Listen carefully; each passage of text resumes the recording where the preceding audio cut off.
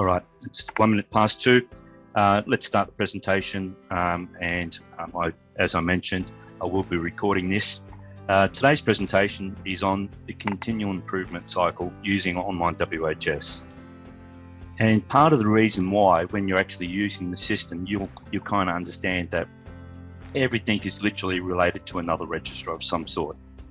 Some registers are related to multiple registers. For an example, the site register is related to every single register throughout the system because everything is related to a site. So what that is doing is it's doing those relationships that no other kind of system does, but it's helping you with that. Now, they're in there and related to each other for a very good reason. So let's go through this kind of thing, and just please note, you need to place yourself on mute. Thank you, Nat. So continual improvement. Alrighty. So what is the continual improvement cycle? Well, firstly, at the end of the day, you need to identify all the areas in your business and so forth, and we'll get into that in a sec. Then you need to plan, then you need to execute, and then you need to review. And if you're doing all this constant in that constant circle, you're always going to improve. So continual improvement is obviously just as the word says. You're constantly improving your processes and all the things that you do, whether it be your product. Like, for an example, we're continually improving online WHS all the time. We're listening to clients. We're getting some ideas off them. And then from that we're constantly upgrading the system. If you've been a client for a period of time, you would have seen there's been massive changes inside the system over all these years. And there's still changes coming in. We're continually improving the system to make it the best it can be by listening to not only just employees or developers or whatever it is, but listening to our clients because we're improving our product. So there's a good example of continual improvement is. So let's just sorry, Mary, I'll just put you on mute. So when it comes down to it, the first process is identify. Well, how do you do this? So I've actually put this presentation in the order that I think that you should be actually doing. So you'll see that, as I mentioned before, I've actually put this inside in the help section here. It's a good idea for you to actually go through this process here, and these slides, I put them in the exact same kind of process what you should be asking yourself. So at the end of the day, first thing you need to do, hence why everything in the online WHS system is related to a site. So you need to identify your place of work. And once you actually identify your place of work, you need to identify your activities. From these two processes there, you're literally going to be able to, really start from the bottom platform to start building your improvement cycle. So you're looking at some of the main registers inside the system. As I kind of go in most presentations, if I talk about the system, I'm always talking around about these kind of 3 registers here. Because these 3 registers are usually your activities your employees are undertaking. So that's why it's really important that you actually make sure that they're updated all the time. When it comes down to it, a lot of people don't do this. People over the periods of time, they always go, well, why have I got a compliance register in here? What is that for? Well, part of the reason is because if your employees are doing activities and using plant items and chemicals, you need to research and identify what the codes and practices or standards for that item is. Whether you're an NDIS company, whether you're a car dealership, whatever it may be that you're in. So if you're an industrial or, say for an example, aged care, you would definitely need to identify your codes and practice relating to that particular industry. And then from that then you can actually keep on moving forward. So you identify all these first, then you can actually identify, well, what compliances are going to be related to all the things here. And then the third thing is that you're going to identify your workforce. So you've got employees, but many companies don't realize it. They've got contractors that, under their duty of care, they've actually got to manage. Whether you're hiring that contractor to undertake work for you, or that contractor is coming onto your site to update a machine or whatever it may be, they're coming, fixing a light bulb or putting in electrical work and so forth, you're still responsible relating to that contractor. So you need to identify that. A lot of people bypass the contractor section. And also, volunteers and so forth. A lot of people say, oh, they're just volunteers. They're employees, they're workers. So therefore, your workers, you've got a duty of care to make sure that they're actually kept in a safe working order. So if you follow this kind of plan going through here, you're actually going to then be able to do one of the most important things is then identify the risks. But you won't be able to identify the risks if you actually haven't done this process first. So it's just a logical step-by-step guide here. So that's what I'm always saying when I'm actually doing presentations or talking about things, is that a lot of people use this register to identify problems in their business, when really this register here and this soon register coming into the system are two of the most important registers inside your system. You need to identify the risks, so therefore you can actually develop everything else. If you haven't identified the risks, well, how can you actually develop policies and procedures and checklists, inductions, and all the other things? So this is the best place to start. And it's amazing, a lot of our clients don't usually start there, but we're trying to educate them to, this is what you need to do. This is what you need to identify first. And you start off with your highest risks first. Don't put some, like say for example, the client ages ago, that even though they had a warehouse with a forklift running around that warehouse with no designated walkways and no kind of bollards or anything like that. And when I sat down with him, I said, okay, what do you reckon your main risk is? It was my employees had a cup of coffee and one of the guys spilt the hot water on his hand. So yeah, let's start there. And I've gone, how about that forklift? It's going to kill anyone any day now. So so you really need to start thinking outside the square when you're actually thinking, when you're actually identifying things. So if you're identifying your risks and hazards, this is where you're starting off with your site, your activities, your plant items and your chemicals. That's going to give you your majority of what's going on. And then this is going to give you the majority of what's going on as well. Because you can identify, so for example, that if contractors are doing certain things for you, well, they're going to be a risk. That's for sure, if you don't have certain things in place. And then let's take in another factor with the environmental register. You would have seen the new environmental register is inside the system. I will be doing a special kind of environmental register webinar in the coming weeks when the risk register is up and running. I'm going to do basically another webinar, and there will slot one in between the current ones to go over those ones there. But so once you've actually identified all this, then you can identify the risks. And if you wanted to, it's a good idea that you can actually use the audit builder. So if I actually come to this document here, so this document is a self-assessment. So it's not based on codes and practices or whatever it may be, or any ISOs or anything like that. This is a document I created, and you might notice all these different subcategories and the major categories. Yes, it's every single register inside the system. So this document is 100 point that you can actually go over and fill in and go, hang on a sec, I'm lacking here. Or you could build this into your audit builder and then relate all the documents to it as the audit builder works, because it's a great feature, and then identify where you're lacking. So it's a gap analysis here.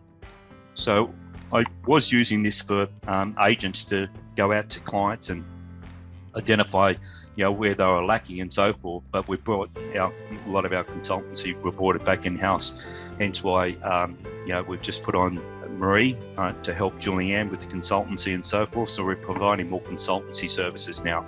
But this one here, you can do it yourself, or you can get the girls to help you. If you get the girls to help you, well, there is a charge to that, but you'll find this document again.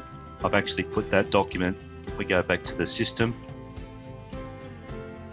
we go help, we go helpful resources, you'll find all these documents here for you. So there's the self-assessment survey. I've even got an audit tool in there that you can actually use.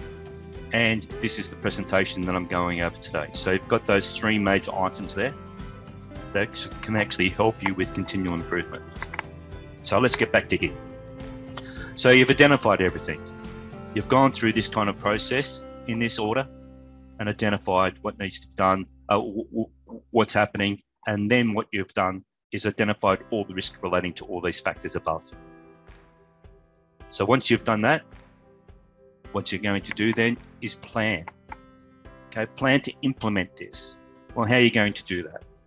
Well, again, it's literally, I've highlighted all the registers you should be using in the system to do this. One of the biggest things in legislation is consultation. Consultation is literally discussing with your clientele how everything works. Like, I'll give an example. I know I've said it before, if you've been in other presentations. Before I actually started creating all this software, I used to own a large fitness and aquatic centre. I literally come from a fitness centre background because I was a former squash player. But then this had a 50-metre length pool and a small little learn to swim pool and so forth. So I took over this business, and these lifeguards and the swim staff gone, hang on a sec, this guy knows nothing about pools, because he's just a fitness guy. That's all. He's just going to be worried about the gym, and the pool's going to go belly up. Well, it didn't, because what I did is I sat down in consultation with the head lifeguard, and what I even did for an entire week, I actually did lifeguarding with him every day, all day, literally from 5:30 in the morning till 9 o'clock in the night, every single day. And I did that for a period of time. So I knew everything that he actually did. So then I put myself in his shoes. And when I put myself in his shoes, then I can actually build and develop things relating to what needs to be done in consultation with him. So I said to him, okay, James, I want you to actually put down in a checklist what your morning routine is. So, and I said, because what you're going to do, you're going to develop that checklist, and then you're going to train all the lifeguards. I'm not going to do it, you're going to do it. So because then it creates that great kind of improvement into your staff, because they're taking control themselves. I did the same thing with the swimming lessons. I did my Ausswim course, and I basically did swimming, was in the swimming lessons, doing swimming classes and that kind of stuff with my staff, so I could learn exactly what they were doing. I'm not saying you have to take it to that nth degree, but you can actually just sit and meet these staff, or just get to know what they're doing, or what their job is. And if you start doing that, you'll see that you'll be able to start developing all these different things. So the meeting builder inside the system is a really good feature that you should be using. And as I highlight to a lot of people when I'm actually doing a presentation or wherever it may be, is that when you're actually coming to the meeting builder, you're going add meeting. So your first, we'll just pretend that we're doing a general meeting. This first item here should be outstanding actions. So basically at the end of the day, the reason why if you do, before you have the meeting, you would come to the action register, export that Excel spreadsheet in the date range from your last meeting, so you can see what actions are outstanding. And then when you're actually doing this, your first topic, guess what you're doing? Continual improving. So there's a classic example of how you could actually implement continual improvement immediately. So then you can actually add your kind of topics inside the system. But if you're making that topic always the first topic from the outstanding actions from your previous meetings from these other topics, you're going to find that you'll continue to improve all the time. So tip number one. So so you're looking at, let's come back to here, but when you actually start doing that, and you can learn from your staff and so forth in those meetings, and then you can, as I mentioned, use the action register your ability, because you're setting actions, and then you're actually making sure that in that consultation process in the meeting section, you're using those two registers to get together. And then obviously when you're actually wanting to educate your employees on everything, you need to develop inductions. So that's where a lot of people get it wrong as well. They get the policy registers, they've got the procedures, and they've got all these different things. But what they do is they don't induct those people into that policy or procedure or whatever it may be, it needs to be. So if you don't, a policy is useless unless your employees know about it. So so what you need to do is, once you've actually identified the previous, then you can go through here and sit down in consultation. So now you're actually starting to build your plan. So, and then you're looking at, you can actually then develop your policies. And once you develop policies, you can develop your procedures, not just for your procedure register, but also for emergency equipment. And basically, once you've actually developed your emergency procedures, well, then you can use the emergency equipment, the equipment register, because you will have identified what equipment needs to be done because you've identified your emergency procedures. Think outside the square with procedures. It's not just fire evacuation. Like, say, for example, we've got racecourses in New South Wales. You use the system and you're looking at, they're an outdoor facility. So they've got lots of different risks. The weather is a big risk. Wind, hail, rain, now dust. So you've got all these different things that they've got to think of and develop emergency procedures for. And when you actually do that, then you're developing plans to do so. Once you've actually identified this, well, obviously you've got responsibilities relating to that. So you can see how this is actually the flow that you should be doing everything. So then you can identify activities. When you identify your activities, depending on what industry it is, you may need to build safe work method statements or JSA. So then you've got your plant equipment. If you're using plant equipment, you've got to develop your safe operating procedures. Your chemical registers, where you've got your safety data sheets. So once you get all those in place, well, then obviously someone's going to be doing it. So what position is going to be doing this? So if this employee is going to be doing it in this position, well, what qualifications do they need? So it's following a process here. So, and then once, say for an example, you've got that, you can use the checklist register to just keep everything in place here to check it and continual improve. That's why that register is such an important register inside the system. It shows that continual improvement. And then you're building your inductions relating to all the different things up the top here. And what you're setting yourself up with the alert register to make sure that you actually get notified that something needs to be done. So this is the order you should be working down. Once you've done that, then you implement. So you implement your policies and procedures and whatever it may be, but that's where you're using the induction matrix to do so. And with the qualification matrix, that's why it's such a great feature. It links to the employee's qualifications. It links to the position register. So you can assign a certain position needs to have a certain qualification, as you know, and if an employee is related to that position, it'll automatically highlight in the qualification matrix as yellow. So, and then that way there, you're straight away identifying that this person doesn't have qualifications relating to the role they're undertaking, because you've identified that's what they've done. So if you come to the position register and you select next to position, you'll see that these are all the inductions and these are all the qualifications inside the system. So for the position of liaison officer, they're going to need this, and you can tick them. So therefore, if the employee is related to that position and they don't have those qualifications, it's going to highlight up here in yellow. What do? You then review that, and then you actually go to the person and say, hey, have you got these qualifications? No, we need to get them, bang, bang, bang. So what you're doing is the whole system is about continual improving if you use it correctly. So it's and very powerful tool. So the checklist builder, if you're not using the checklist builder inside the system, you should be. It is the #1 used register inside our system. We have 3,000 checklists undertaken a week, and a lot of those people are using it for pre-start checklist. Some of them are actually using it for surveys. But what you're doing when you're doing the checklist, you can do it for an inspection checklist, all these different kind of checklists that you can actually build inside the system that will actually highlight continual improvement. Because the checklist feature has that where you can log an action, and has where you can log a hazard, and also has where you can actually log maintenance. So if they're going around tick, tick, tick, oh, that's wrong, bang, fixed, done, goes to the right person, that gets fixed up. What have you done? You continually improved. So if you're not using it, please use it. Again, you can go to the help section and watch the last couple of tutorials, because I go over that register in a lot of detail. This register will be getting a bit of an upgrade later this year to even take it a little bit further, because we're going to add a little bit of quality into that register, so which will be really, really good. Your employee register, obviously your employee register is related to everything, and you need to have your employees inside the system. Some people don't put in certain employees inside the system, but at the end of the day, you need to actually show that you've actually done all the things prior to this in this presentation for that employee to provide a safe workplace, and have the records to do so. If you're not using the QR codes, you should be.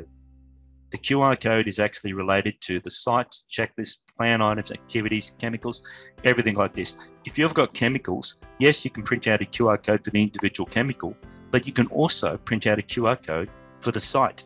So you could literally have that at the front of your site, and they scan that, it'll open up your chemical register, and it'll actually, for hazmat purposes, they can actually identify what chemicals are on that site. So that's something that you could just do straight away, print it out, put it out there. If you haven't got a plastic card machine or something like that, you can order the plastic cards through us. I think they're $7.50, minimum $5, and then you're looking at, so you can get the girls to do that. So it's basically at the end of the day, it's a great thing to just straight away, if someone comes onto your site and you've got a QR code out the front relating to your chemical register, then they're going to know that you've got systems in place. And obviously the incident hazards, with the QR codes and so forth, you should be using that all the time, because that's where you can actually continue to improve as well. So, and you'll see that in the next step when I go over that in the next step. It's maintenance. The maintenance QR code's a great feature. If you're not using that, you should be using that. And you'll see that in the coming weeks, we've got brand new contractor and employee ID cards. So it's and you'll, if you kind of say, for example, if you haven't seen it, I'll put it up in this page as well. So basically, they're going to be really nice, neat little ID cards, and with those ID cards, it'll have a QR code on it. You can make those QR codes public, so technically an employee can have all their details around their neck or on their arm, whatever it may be that you want to put it on. And you're looking at scan that QR code. It's going to bring up all the employee or all the contractors' details, so their emergency contacts, their qualifications, their inductions, but now, even more importantly, vaccinations, because we've got the new vaccination section inside the system, and that relates to the ID card.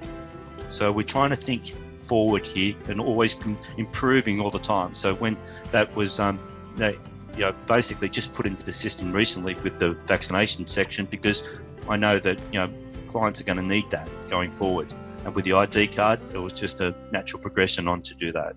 So you're implementing all these things. So you're executing your plan. That's what that is. And then one of the most important things to do, to review. And you review that by consultation. So have your meetings in that section, remembering you're going out, outstanding actions, you're doing all this kind of stuff, you're continually improving. That's why you should be using that register more. When it comes down to if you do have incidents and so forth, well, obviously you need to be investigating those incidents to find the true cause of what it is. And from that there, you're going to develop corrective measures and you're going to set actions. That's how that register works. When you set actions, then it's going to go into the action register. And when you actually put your outstanding actions inside your meeting builder, all of a sudden you can identify, hang on a sec, we had an incident relating to this. There's still an outstanding action. What's happening? So again, you're investigating here, you're setting actions, and you're using that feature there with that, just that one kind of process at the start of the meeting, outstanding actions, and you're going to improve all the time. So your hazard and risk registers, well, obviously, if you've, these things, if something's happening here, you need to go back and identify where that went wrong and what you need to be doing. So if something happens, you need to investigate it and then identify and then develop where it's going to go. Same thing, you should be really constantly looking at these registers on a constant basis and updating them all the time. Hence why every single register inside the system has a log.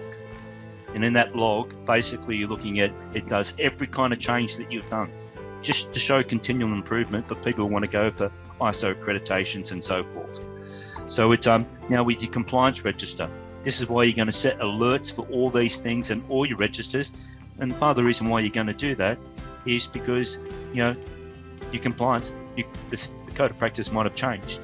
So it, so you need to make sure that you're up to date with the latest legislation and so forth. You'll see that there's links inside the system. I come back to the system.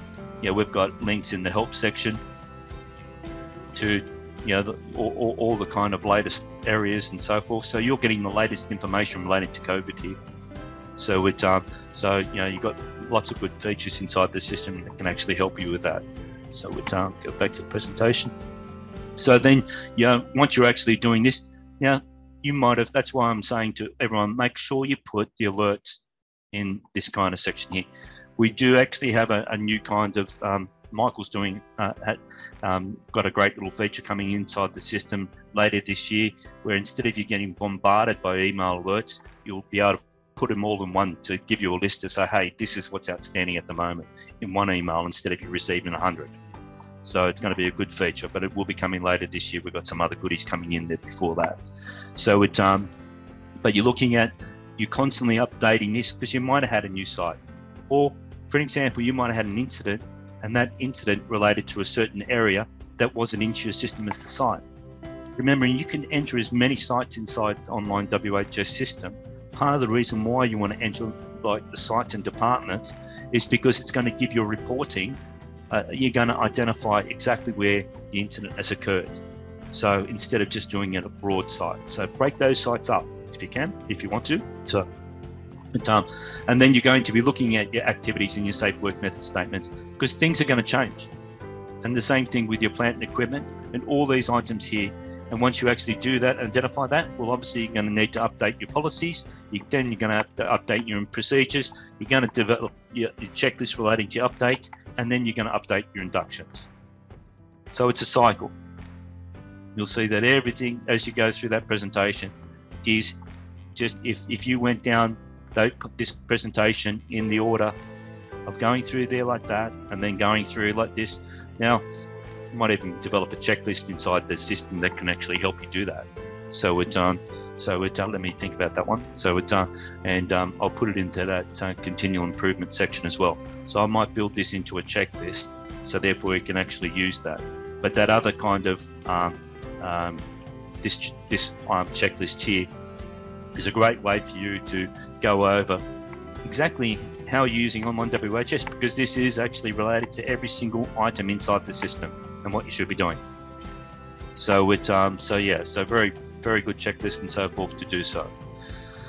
Well, I know I didn't take a breath then, as I normally don't. I put 1,000 words in 1 minute each time, but I hope you enjoyed that. I'm going to do the presentations instead of going straight into the system and going, depending on what the subject is, but doing this kind of process here because it's a bit more visual, so you can actually see. And then, next month, I'm not quite sure what next month's, whatever it may be, but I will be slotting in the risk manager and the environmental manager in the next month, so you can actually have a look at them and how you can get the most out of them. Again, constantly continue improving our system to make it the best it can be. If you have any questions or anything, please don't hesitate to send me an email. All those documents are in that help section, so you can download them and give them a go. If you want Julianne or Marie to actually help you, and you might be time poor or something like that, they can. There is a cost to that. They'll just work it out depending on what needs to be done. But you've got all the tools there that you can actually do it yourself. But we're always here to help you as well. Well, I hope you enjoyed it, and make sure you stay safe and take it easy and enjoy the rest of the day. Thank you.